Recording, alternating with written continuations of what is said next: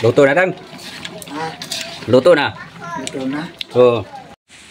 For today's video, mga parikoy, ay magluto tayo ng palaka, ginataang palaka na may kamyas. At ito yung ating palaka.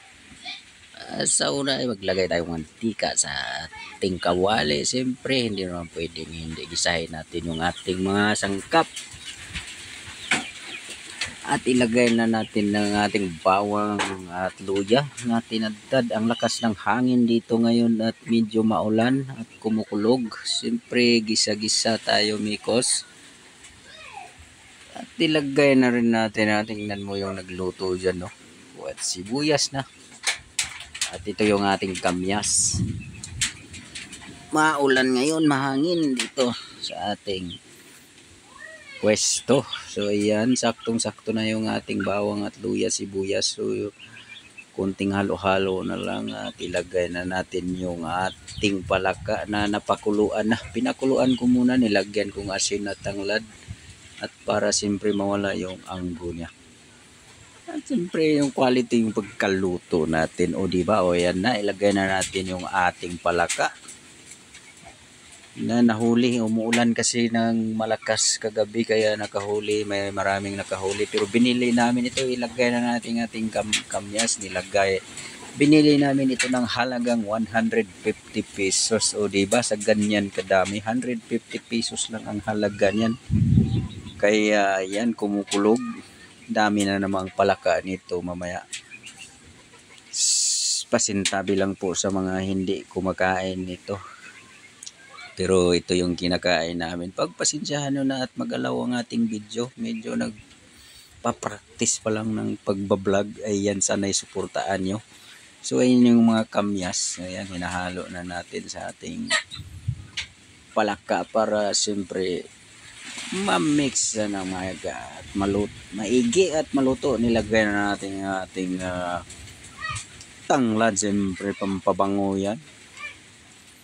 Pampabango ng ating ginataang palaka. Yan mo, ang lalaki ng mga palaka. Sa mga kumakain nito ay maglalaway muna kayo dyan. Ang lakas ng hangin, malamig.